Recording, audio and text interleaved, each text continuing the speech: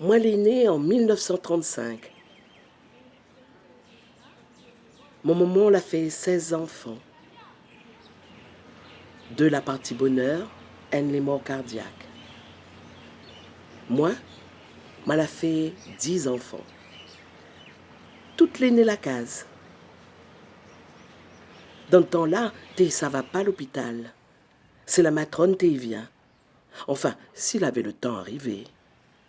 Sinon ça, il avait toujours une famille ou un voisinage pour donner la main. C'est après il a changé, quand arrive la génération mon petits-enfants.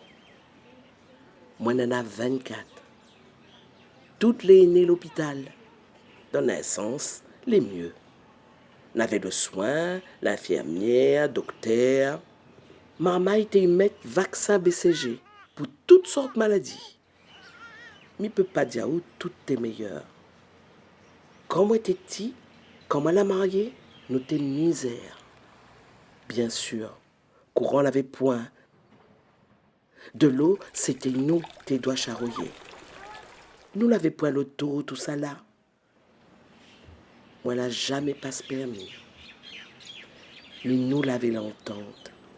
Moi, l'avais la chance. Mon mari t'y boire pas, t'y bataille pas. Enfin, m'y regrette pas ma vie.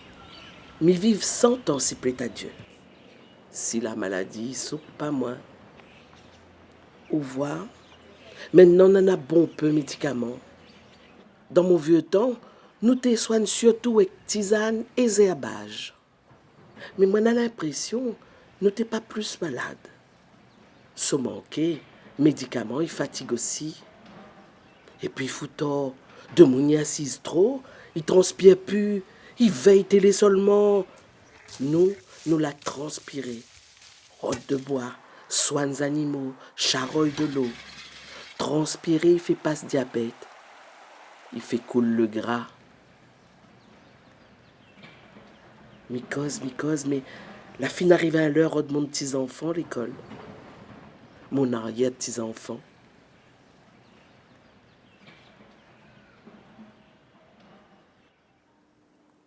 À toi, Mamzelle Fifine. Marie-Joséphine a raison. Elle a raison parce que la santé, c'est un domaine où la vie des Réunionnais a été le plus changée depuis la départementalisation. 2 exemples, 2 chiffres, la mortalité infantile.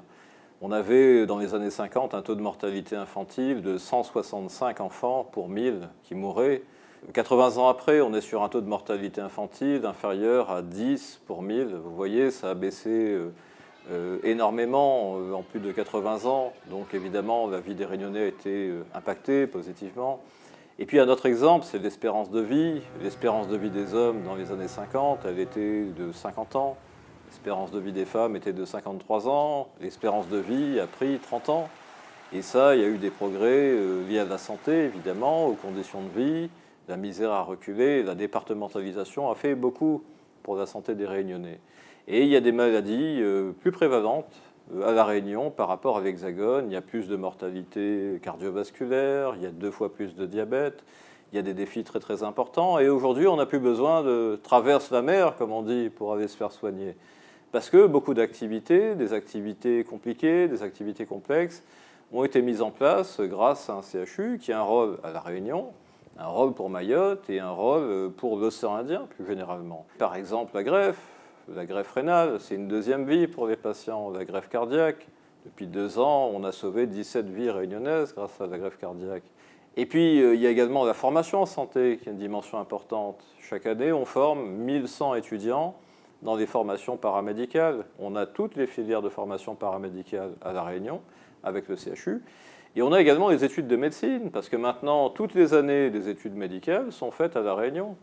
Il y a le 2e cycle des études médicales qui a été mis en place en 2023 et on accueille chaque année plus de 500, près de 600 internes dans ce qu'on appelle la subdivision océan Indien.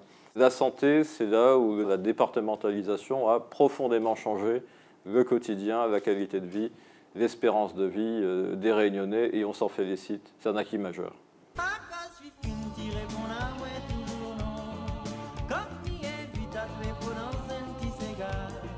Moi serais bien content.